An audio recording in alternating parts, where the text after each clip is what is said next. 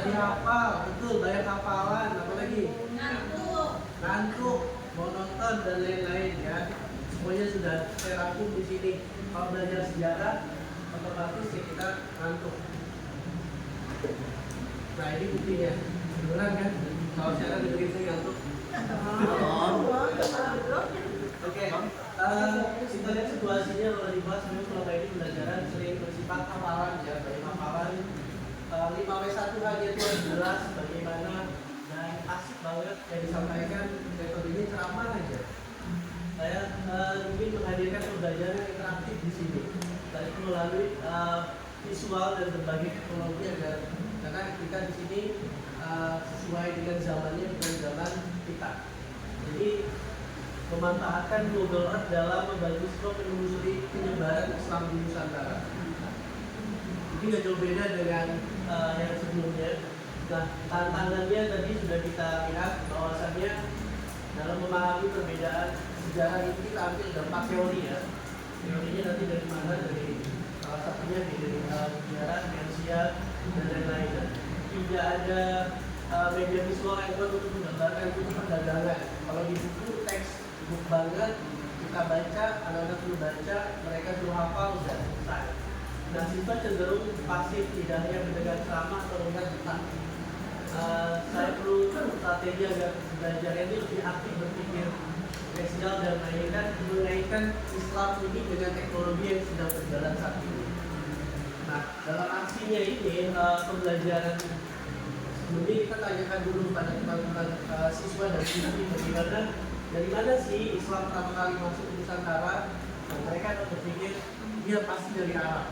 Padahal banyak sekali teori mengatakan tidak hanya dari Arab tapi dari berbagai wilayah benua yang lainnya. Apa buktinya kalau dari Arab? Dan mengapa Islam bisa terkenal besar di Nusantara tanpa adanya penaklukan militer? Jadi tidak melalui pedang tapi dengan cara damai. Ada istilahnya akulturasi budaya. Nah, kalau kalian hidup di masa lalu, kira-kira rute apa yang kalian akan tempuh dapat di dari arah menuju ke Nusantara? Ini akan memunculkan berpikir kritis mereka. Bagaimana siswa ini? Iya ya.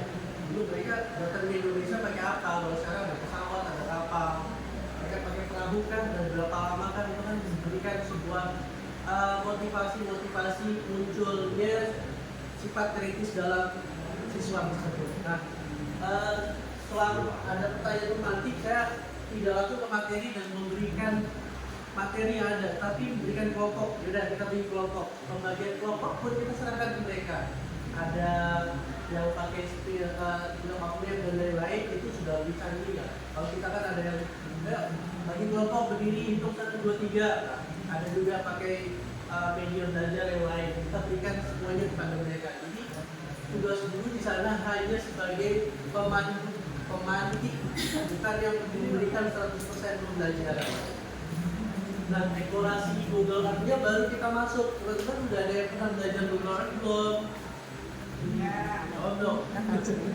Udah, oke. Nah, gimana sih caranya mencari rute perjalanan? Nah, pasti sudah belajar. Teknologi bagi kita yang pelajar generasi kita pelajari itu 1 jam. Tapi bagi mereka 5 menit sudah selesai.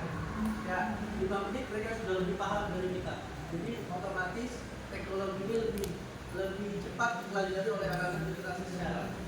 Nah, mereka akan kita berikan siswa menelusuri ke perdagangan, pelayaran bagaimana ke wilayah-wilayah Nusantara. Apakah datang pertama ke Aceh atau melalui Maluku yang ada di utara sana, atau bisa juga melalui Papua dan Irian jalur masuknya, atau melalui jalur masuk di Pulau Jawa. Nah, itu akan menjadikan berpikir mereka dari mana yang kira-kira. Nah, kita juga menguatkan stimulus di sini mengaitkan pelajaran dengan kehidupan sehari-hari. Misalkan dalam sisi sainsnya mereka akan mempelajari teknologi pelayaran yang bagaimana angin, musim, kompas dan astronomi. Jadi bagaimana kita ini sinergi dengan mata pelajaran yang lain. Teknologi juga dan juga termasukkan mereka mengukur bagaimana jarak dan memperkirakan lamanya perjalanan tersebut. Kalau tadi diurutkan bagaimana perjalanan dia dari Nusantara ke Eropa, tapi kalau ini sebaliknya dari negara-negara di luar sana masuk ke Indonesia dan kondisinya pun tidak secanggih saat ini. Nah, presentasi dan diskusi pun kita berikan keleluasan bagi mereka. Setiap kelompok berdasarkan temuan rutinnya di sejarah dan argumen teorinya. Artinya di sini bagaimana mereka melihat dan mencari jejak dan juga bukti sejarah arkeolognya. Dan tidak hanya di internet, kita juga memberikan keleluasan mereka field trip langsung ke lokasinya. Nggak mungkin kan kita langsung ke Arab, ke Gujarat, tapi ada di Indonesia ini sudah dirangkum. Ada museum Baitul Quran di Taman Mini, itu luar biasa. Arsitek kesana walaupun itu hanya duplikat, tapi itu bisa memberikan pencerahan bagi mereka untuk belajar secara langsung di dalamnya. Dan dulu menegaskan bagaimana mulai dakwah mereka dalam ilmu dan bagaimana mereka menyebarkan ilmu. Oke, nah dari hasil belajar itu setelah field trip mereka, kita juga di sini mencoba untuk mendorong siswa nggak hanya presentasi di kelas, tapi siswa juga kita berikan tantangan bagaimana dia bisa presentasi di luar. Nah, momentumnya waktu itu grade 9, ini ada Naila dan ada Alea, dia presentasi di kantor Google-nya langsung, yaitu di Jakarta.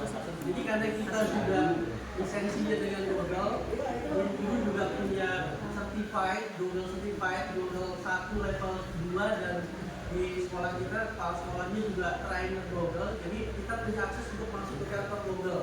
Jadi mereka presentasi di sana. Ya, di sini Pak Ye sudah level 1, Mudri sudah level 2. Dan ada kepala sekolah kita yang di bawah sudah jadi trainer Google. Nah, mudah-mudahan nanti kita bisa kolaborasi nih, guru-guru yang dari sini misalkan mau untuk certified sertifikat Google secara resmi yaitu Tutor, bisa nanti kita berbagi ilmunya bersama-sama. Nah, ini salah satu murid kita yang presentasi di kantor Google. Kaitannya dengan Islam di Nusantara dengan proyeksi tadi Google Earth. Nah, itu hal yang jarang yang dilakukan, tidak kepikiran, tapi mereka bisa melakukannya dengan adanya aplikasi-aplikasi yang sudah ada di Google yang kita bisa manfaatkan, bukan hanya untuk sains, tapi pun untuk Islami. Ternyata kok bisa ya?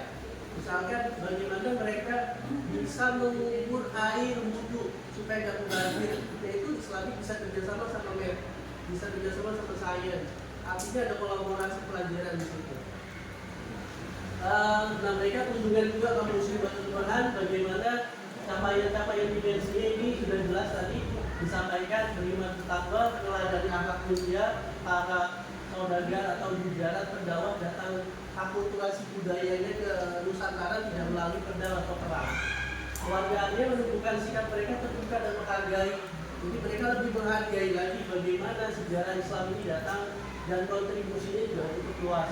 Dan kalau bisa siswa menganalisis teori yang masuk ada 4, ada dari Gujarat, India, ada dari Persia. Buktinya di mana Persia, misalkan ada tradisi yang di Bengkulu Tabot, nah juga ada gerbek Suro, di Solo juga ada gerbek Maulid. Nah, itu tradisi-tradisi yang bisa kita ambil tarik jalurnya ternyata dari tradisi-tradisi di Islam Nusantara yang berasal dari berbagai teori tadi.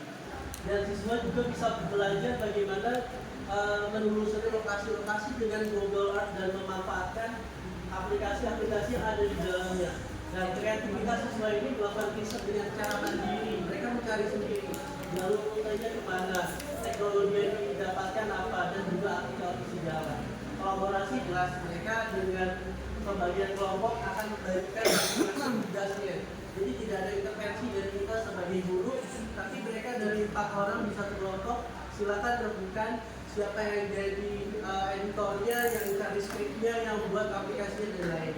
Itu mereka kerja sendiri. Komunikasi jelas untuk tiap kelompok mempresentasikan hasil penelusurannya dengan jelas dan menarik dan dipresentasikan. Salah satunya tadi di kantor Google.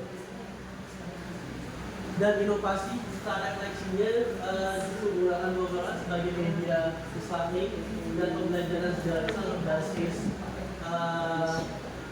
learning dan psikologi juga kolaborasi antar 4 kelompok tadi. Dan refleksi sebagai guru, penggunaan teknologi membuat siswa jauh lebih aktif dan antusias, jadi nggak monoton, metode ceramah, disuruh hafalan dan lain-lain. Dan integrasi dengan STIGAM memperluas sudut pandang mereka. PAI bukan hanya hafalan tapi eksplorasi ilmiah.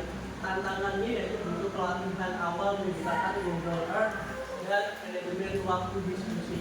Lalu kesimpulannya, PAI dapat menjadi jembatan antara nilai Islam dan teknologi di abad 21. Dan sebagai penutup juga di sini ada satu makalah dari Sayyidina Ali. Adibu auladakum fi zamani laisa zamanikum. Jadi get your children for a time not your. Ajarilah anak kita pada zamannya sekarang, bukan pada zaman kita. Kalau zaman kita ada yang tidur di sana kita lempar. Nah, kalau sekarang nggak bisa, kita colek aja mereka udah nggak dengar. Betul.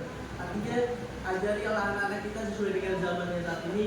Mudah-mudahan itu bermanfaat bagi kita semua. Wassalamualaikum warahmatullahi wabarakatuh.